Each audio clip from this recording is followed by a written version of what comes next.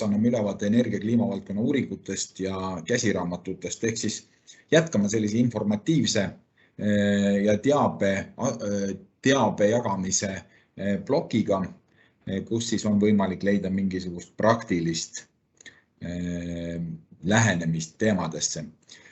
Kõigepealt Energiaagentuuri poolt ja meie partnerite poolt, ehk siis Majandus- ja Kommunikatsiooniministeeriumi tellimusel aastal 2021 valminud uuring kohalike omavalitsuste üksuste energiasäästu ja taastuva energiaallikate rakendamise võimaluste analüüs heite vähendamiseks. On toodud link selle uuringu leidmiseks ka, seal on hästi palju dokumente, hästi palju 3 osas ka raportit ja aruanded, aga lühidalt seal on sees KOV-ide võrdlustabel just energia tarbimise lõikes kõikide Eesti kohaliku omavalitsuste üksuste tabel 2019-2018 andmete baasil, nii elektrienergia tarbimine kui soojusenergia tarbimine. Seal on juures ka juhend, millised andmeallikaid on kasutatud. Martin teile rääkis nendest andmeallikatest ka, mida me kasutasime, nii et see on üsna põhjalik analüüs seal või raport. On ära toodud andmeallikate loetelu, mis andmeid kust on võimalik saada, millised andmeid, millistest andmebaasidest. On toodud väike energiakavade ülevaade, mis puudutas siis olemasolevaid energiakavasid, mis olid omavalitsustel tehtud. On koostatud ka energia- ja kliimaeesmärkide seireplaan ja metoodika ettepanek, mille me esitasime Majandus- ja Kommunikatsiooniministeeriumile. See tähendab just, kuidas ühe omavalitsuse territooriumil on just territooriumid arvestades, kuidas on võimalik siis energia ja kliima, millised indikaatorid või millised mõõdikud võiksid olla ja kus nende kohta andmeid saab ja mida võiks või oleks otstarbekas jälgida. Ja viisime läbi ka küsitluse kui ka intervjuu ja ka need kokkuvõtted on siis selles dokumentide loetelus või dokumentide hulgas välja toodud. Ja leitav siis Majandus- ja Kommunikatsiooniministeeriumi kodulehekülje pealt seal, kus on analüüsid ja uuringud. Teine, mida ma ka oma eelmises ettekandes puudutab siis EKUK-i poolt koostatud ka eelmisel aastal siis kasvuhoonegaaside heitkoguste analüüsi kohalike omavalitsuste lõikes. Nagu ma mainisin, on see siis tekkepõhiselt, et seal, kus heide tekib, seal siis või kus ka energiat toodetakse, seal siis heide tekib. Ehk et aluseks on võetud siis riiklik heide ja see on laiali jaotatud omavalitsuste lõikes. Kasutatud on siis IPCC arvestuse metoodikat, ehk see on täiesti selline ka Euroopa Liidu dokumentides kasutatav andmestik. Ja lisaks on siis ka tööriist heite ja säästu arvutamiseks ka, mis on päris vajalik, et omavalitsustel, et seal saab siis vaadata erinevaid kütuseid, kui palju siis vastavalt on võimalik siis heidet vähendada või kuidas need on seotud siis heidetega ka. Siis rida selliseid lihtsamaid raamatuid, raporteid, mida siis Energiaagentuur on välja andnud ja mida me teame, et on. Järgnevalt kaasettekandjad siis toovad veel teise hulga juurde. Ehk et Smart & City projekti raames oleme välja andnud nutikodujuhend ja targa maja elaniku käsiraamatu. Siin on sellised, kuidas teatud tehnosüsteeme käitada ja muuhulgas siis ka Smart & City's nutikodu, mis ei ole küll mingisugune super lahendus, kuid selline lihtne praktiline nutikodu lahendus energiatarbimise seireks ja juhtimiseks oma korteris või ka majas, kortermajas just. Ja siis targa maja elaniku käsiraamat siis puudutab nii tehnosüsteemide hooldust, kasutamist kui ka siis nippe selleks, et kuidas madalenergia hoones tegelikult käituda nii, et kulud oleksid võimalikult kontrolli all ja madalad. Lisaks on meil välja antud käsiraamat taastuvenergia kogukondade algatamiseks. see on selline juhendmaterjal, kuidas siis energiaühistuid või siis ka sellist taastuvenergia kogukondasid rajama hakata. See on tehtud projekti raames ja on estindatud. Välja antud küll 2020, vahepeal on olukord võib-olla natukene muutunud, et võib-olla lähitulevikus saame ka täiendatud versiooni. Siis aastal 2018 andsime välja soovitused kohalike omavalitsustele elamumajanduse korraldamiseks koostöös siis Majandus- ja Kommunikatsiooniministeeriumi. Teatavasti toimusid meil pikka aega elamumajanduse ümarlauad korra 2 aastas koos MKM-iga. Nüüd on olnud aastane vahe ja loodetavasti sügisest me alustame nendega äkki uuesti siis, kui ainest ja vajadust on. Lisaks oleme teinud puitkütuste kasutaja käsiraamatu nii eesti kui inglise keeles ja see on nagu hea asjalik lugemismaterjal, ka teisipidi teatmematerjal tegelikult kõik, mis puudutab puitu kui kütust. Erinevaid fraktsioone, erinevaid lahendusi ja seal on nii-öelda ka, ütleme, alates kütuse energiasisuldusest lõpetades kütmisviiside ja erinevate tehnolahenduste, kuidas puitu kütusena kasutada. Ehk et ta on raamatukogudes ka kättesaadav ja on ka meie käest kättesaadav. Lisaks on juhendmaterjal tulemas meil välja. Nüüd on disaini sisu on paika pandud, oleme saatnud ta ühele tutvumisringile mõningate omavalitsuste ehitusspetsialistide kätte. Ehk meil on siuke väike juhendmaterjal tulemas, soovitused kohaliku omavalitsuse hoonete ehitamiseks ja renoveerimiseks. See on sinna koondatud kõik selline aabitsatõde ja näpunäited selleks, et ühte energiatõhusat hoonet kas siis renoveerida või siis ehitada. Ja varsti ma arvan, et kuu aja pärast on meil ta väljas ka. Nagu ma mainisin, praegu on ta siis disaineri käes, et tekitada talle selline ilus väljanägemine ka. Ja lõpetuseks on üks populaarteaduslik raamat 6 energiapäevikut pealkirjaga Energilised inimesed raamatukogudes kättesaadav. On siis erinevaid energiakasutusi tavainimese vaatepunktist, et kirjutajateks ongi 6 täiesti tavalist tarbijat ja igaüks vaatab siis oma vaatepunktist, kes vaatab kortermaja renoveerimise vaatepunktist, kes vaatab kodust energiajuhtimist, kes vaatab transporti, kuidas ta kasutab oma autot, aga nad on sellised inimese vaated sellele, et kuidas tänapäeva maailmas ja kliimateemadega kokku viia, millised on siis need probleemid ja tõkked inimeste ees või kuidas see päris elu iseenesest siis on. Et päris huvitav lugemine jälle, ei ole väga paks, samamoodi raamatukogudes kätte saadav. Nii, sellega minu pool lõpeb. Annan edasi sõna minu kaasettekandjatele. Olge head.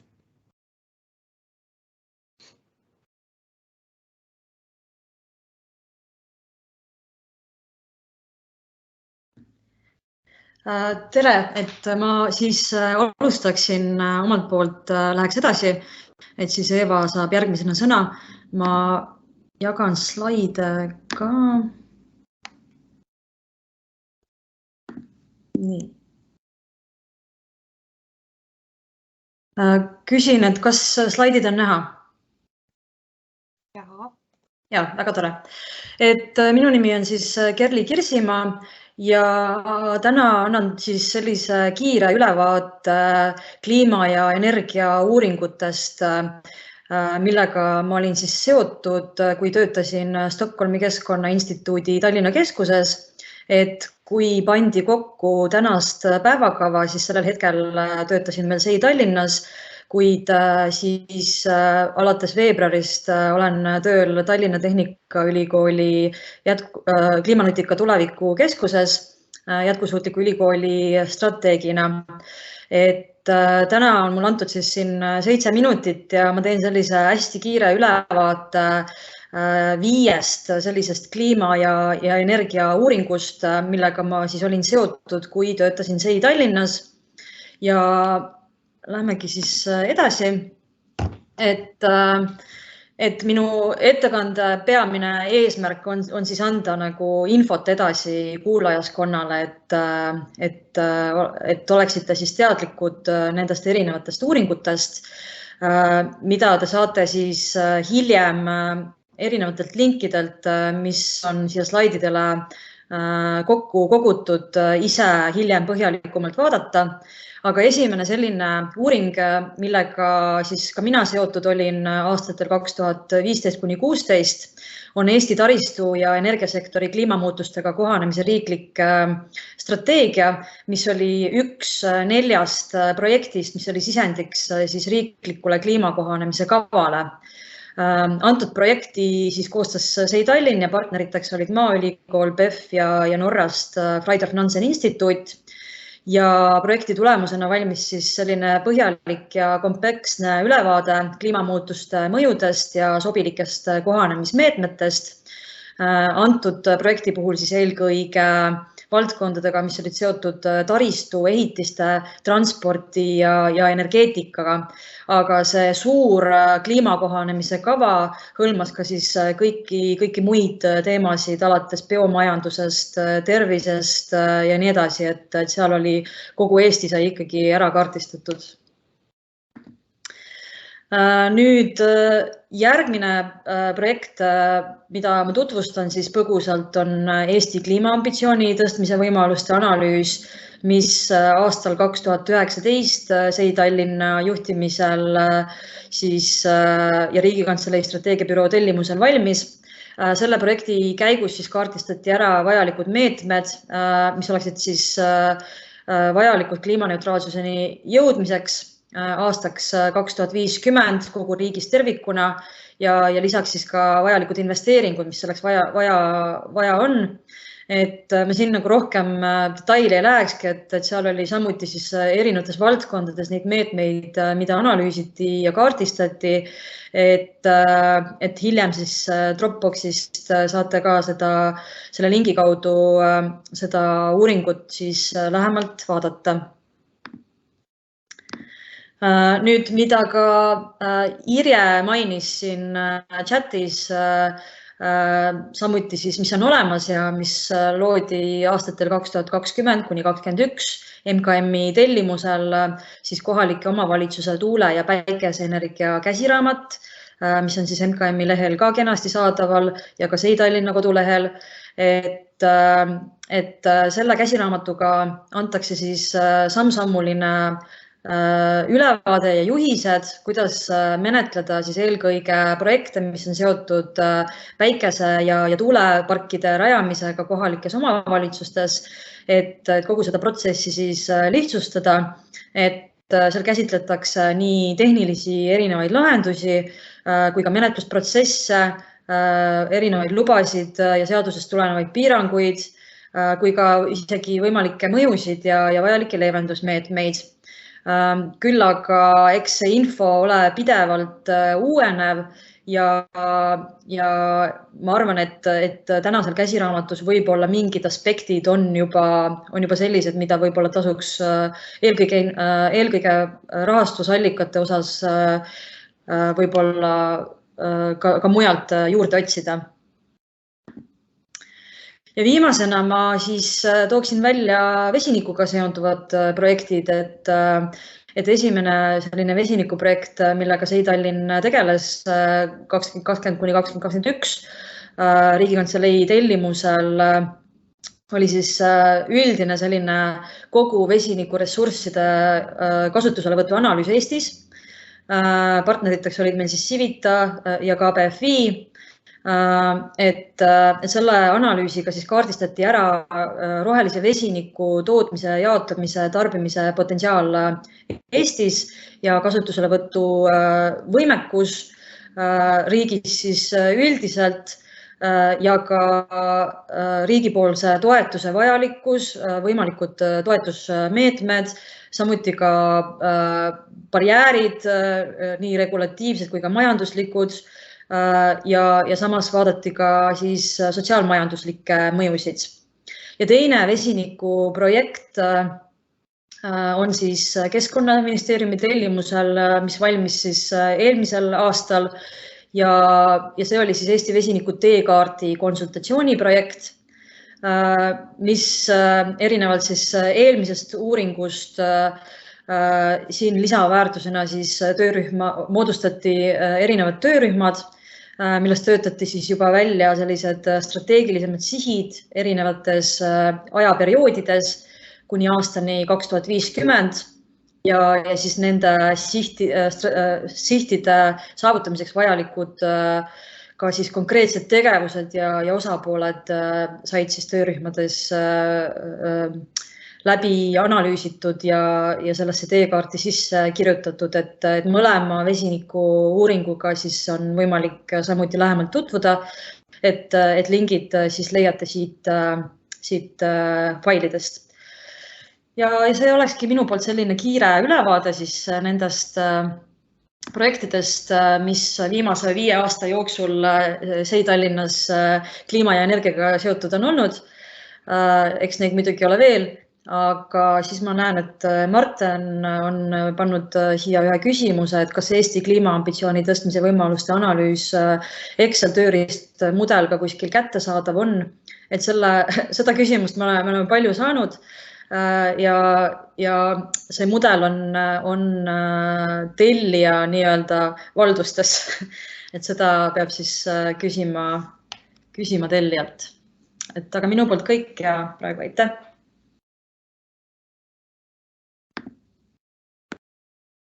Tere siis taas kord minu poolt ka, et mina siis lõpetan selle ettekande, panen kohe ekraani jagama ja räägin siis kõigest sellest, millest inimesed, kes tegelikult ka uuringuid ja käsiraamatuid koostavad, ei rääkinud.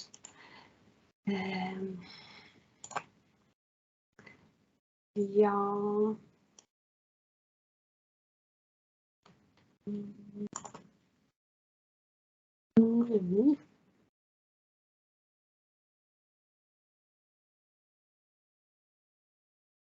nii, kas ma olen nähtav? Jaa, väga hästi, kõik on olemas. Ja esimene slaid on mul tegelikult see sama, millest Martin juba rääkis, et Keskkonnauuringute Keskus tegi ära kasvuhoonegaaside heitkoguste arvestuse kohalike omavalitsuste jaoks ja sinna juurde veel ühe tööriista, mis võimaldab hinnata siis erinevate tegevustega tekivat energiasäästu ja kütuste vähenemist ja siis ka kasvuhooneheite vähenemist näiteks.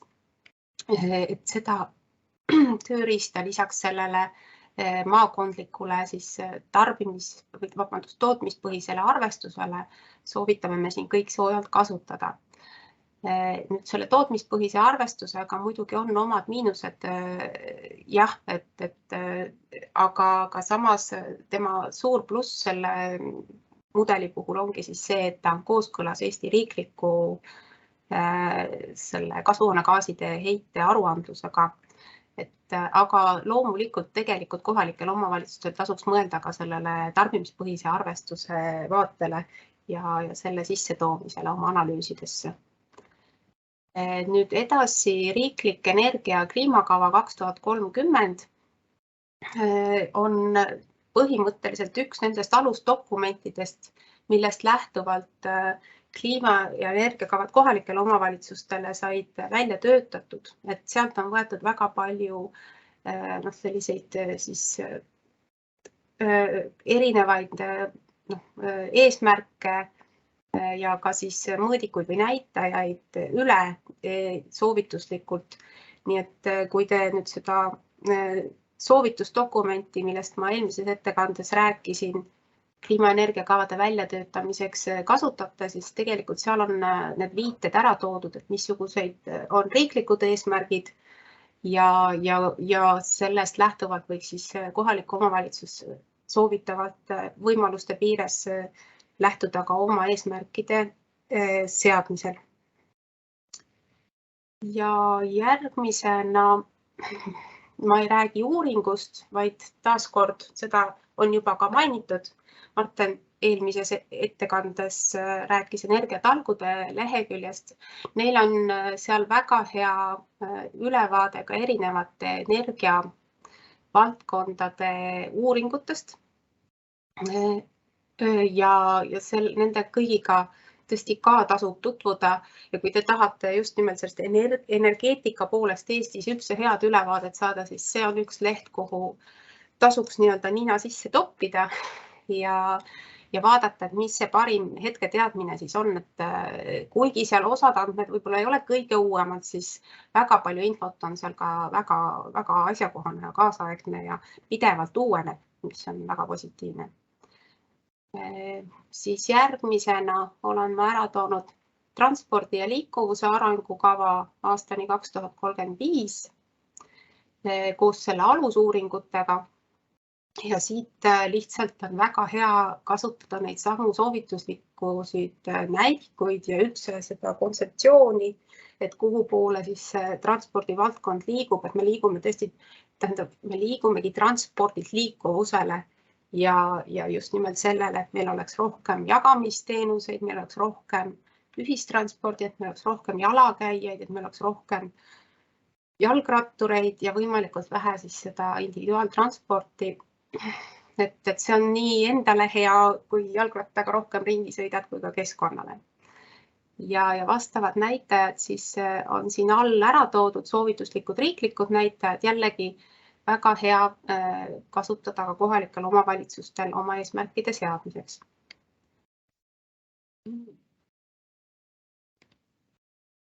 Siis on mul siin toodud 2 ehituse uuringut. Esimene neist räägib siis põhimõtteliselt on see siis ehituse pikk vaade strateegia kuni aastani 2035 ja siin on siis toodud 7 sellist nii-öelda alussoovitust, millest tuleks lähtuda selleks, et tekiks selline hea Eesti ehitusvaldkond, teadmus ja et meil kõigil oleks siin edaspidi mõnusam ja parem elada nendes majades, mida me ehitame või renoveerime. Et siin väga tugevalt on räägitud just nimelt sellest planeerimise poolest, kui tähtis see on ja et selle juures tuleb arvestada ka üldiste hüvedega nagu kvaliteetne elukeskkond ja sealt edasi siis need energiasäästu eesmärgid ja ka siis avaliku sektori rolli on rõhutatud just nimelt selle eestvedaja ja eestkujuna ehitusotsuste tegemise puhul ning ka planeerimises. Järgmisena ehituse poole pealt toodud uuring, mis räägib siis sellest ehitiste kulu optimaalsusest.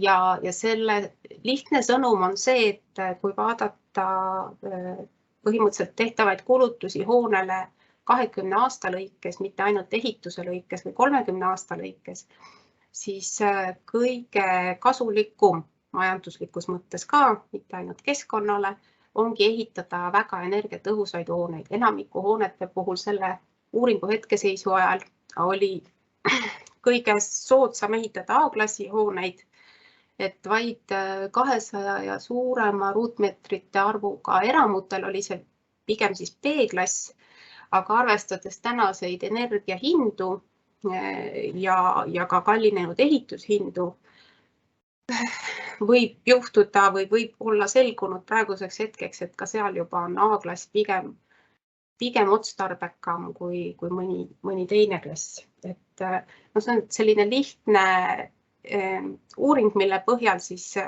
väga hea ongi näidata, et Eestis tasubki ehitada säästlikult. Et kas seda just on vaja läbi lugeda, aga sõnum kui selline, ma arvan, on oluline. Siis valmimas on uus ringmajanduse arengukava ja sellega seoses on läbi viidud väga põhjalikke ringmajandusuuringu ja siit siis on erinevates toodud välja siis peamised soovitused üldiselt ringmajanduse osas kui ka siis ettepanekud erinevate nende nii-öelda jäätmesektorite põhiselt, et mida teha nende jäätmetega. Et ma siin neid üles lugema kõiki ei hakka lihtsalt, et nagu te näete, siin on välja toodud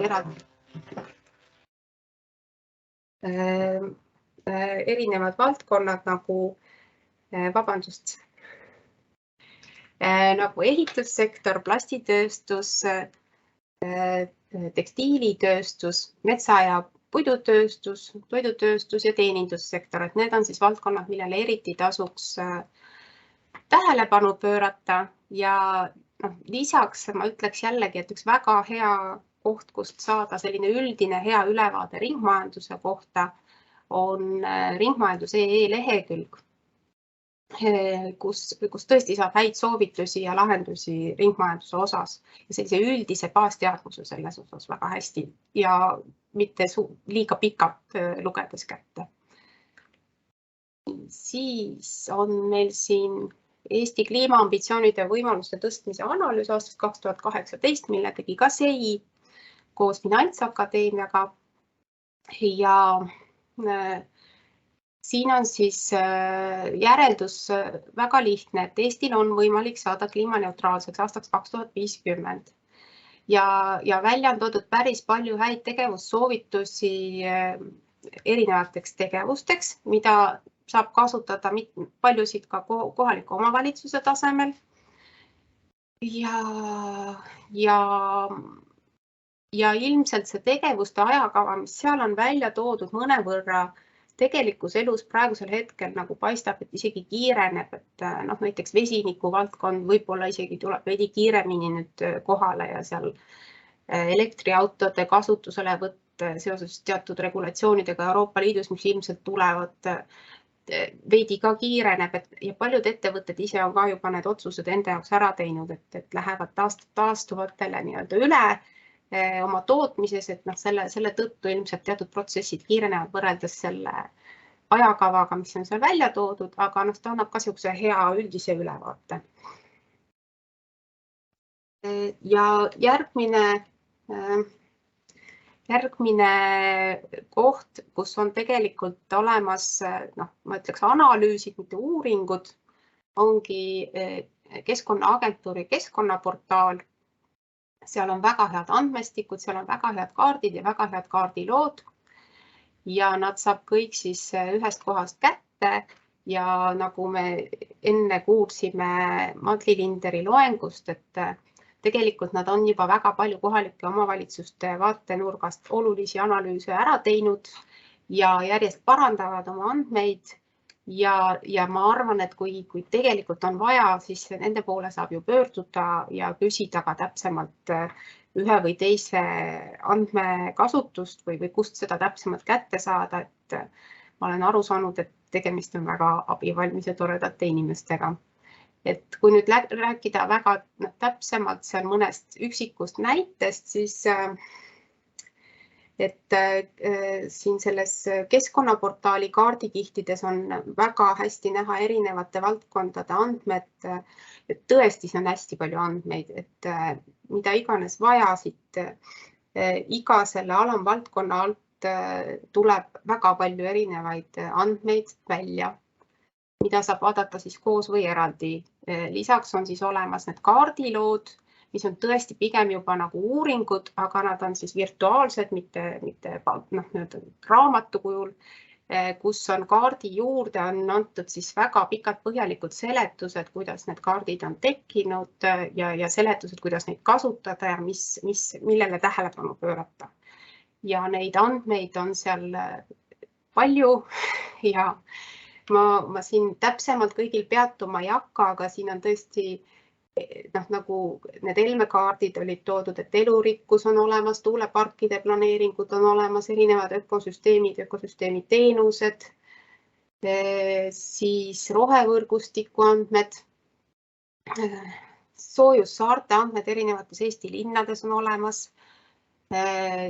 kliima Eesti maakondades, pinnavee ja põhjavee seisund näiteks on olemas ja siis on olemas selline eraldi kaardilugu nagu Eesti looduse kaitse 2020, mis on hästi hea ülevaate, annab siis praegusest looduskaitse seisust ja elurikkusest ja kõigest sellest. Ja järgmisena on mul siin toodud jällegi üks Keskkonnaagentuuri uuring, mis näitab nitraadireostust, et tegelikult need Keskkonnaagentuuri andmeid erinevate nende keskkonnamõjude kohta lisaks nitraadile on ka, aga see on konkreetselt nüüd siis selline uuring, et kuna ma pidin eelkõige rääkima uuringutest. Miks ma selle välja tõin, et meil on see põllumajandusnäitajana on toodud lämmastiku fosforisisaldus pinna ja põhjavees võiks olla nagu üks näitaja, mida biomajanduses vaadata või seal oli see elurikkus all, kuskil seal oli see näitaja olemas meil soovitusliku näitajana, et miks see nii tähtis on, selle soovituse andis meile keegi kohalikust omavalitsust, et me selle näitajaga sinna paneksime. Ja ma arvan, et see on hea soovitus, et kahjuks on nii, et teatud reostused on hakanud Eestis taas tõusma, et kui nad kukuksid kogu aeg ja kõik oleks hästi, siis võib-olla ei peakski neid seirama. Aga kui on näha, et olukorrad jällegi hakkavad halvemaks minema, siis ma arvan, et on mõistlik asjadel silma peal hoida, et kuidas nendega läheb. Kas läheb kogu aeg hullemaks või jällegi stabiliseerub kuskil ära. Siis on olemas ka jäätmete aruanded kohaliku omavalitsuse tasemel, aga nendega pidi olema vist niimoodi, et need on äraandmispõhised. Et siin siis peab kriitiliselt suhtuma sellesse, et kui kohaliku omavalitsuse tasemel piirkonnas on jäätmejaam, et siis ilmselt neid jäätmeid on seal oluliselt rohkem ja kui ei ole, siis pigem vähem. Aga selle osas ma sain ka aru, et praegu töö käib, et vast siis tulevikus on neid võimalik ka nii-öelda tekkepõhiselt või äraandmispõhiselt seirata. Ja siis on olemas ka lisaks merealade üleujutusele on Kauril ka olemas siseveekogude ja mereranniku üleujutus, selline analüüs ja kaardikihid, mida saab jälgida ja vaadata, kui siis nüüd üleujutusohtu näiteks hinnata ja kaardistada. Ja lõpetuseks ma panin siia tegelikult mitte enam uuringu, vaid pigem sellise, kuidas nüüd öelda, jällegi teadmuslehekülje, et Rohetiigri mõttekoda ja vabakond on siis välja töötanud erinevaid soovitusi erinevates keskkonnavaldkondades ja kuna tegemist on siis kas oma valdkonna suurte entusiastidega ettevõtete seas või siis vastavate mittetulundusühingute ja huviorganisatsioonidega, kes keskkonnavaldkonnaga tegeleb, siis on seal tegelikult päris häid soovitusi ja see kestliku arengu keskkonnasoovitused omavalitsustele 6 kategoorias on välja töötanud keskkonnaühendused ja keskkonna arenguga tegelevad organisatsioonid oma vabast soovist, et kindlasti see on üks koht, kust saab väga häid soovitusi just erinevate tegevuste osas, et mida siis ikkagi võiks teha tulevikus, et ka kaasa arvatud kliimaenergiakavade nii-öelda elluviimisel.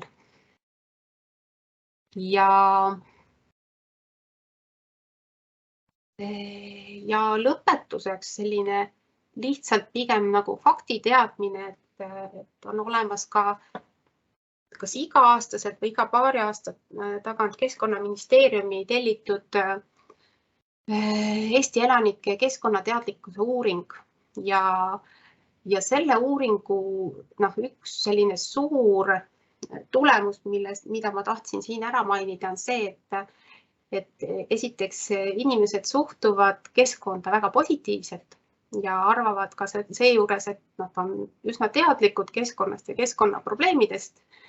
Aga tegelikkuses Aveliina Helm ilmselt meile nüüd järgmises töötoas või ülejärgmises ka räägib sellest Eestis selle elurikkusega nii hästi ei ole. See tuli praegu siin välja ka nendest Helme kaardikihtidest, et meil selles heas seisundis kooslusi just liiga palju ei ole, et pigem on nad sellises kesises või halvas seisundis ja probleem on selles, et see elurikkuse kadu pigem on praegu suurenev protsess ja seda inimesed tegelikult endale väga ei teadvusta.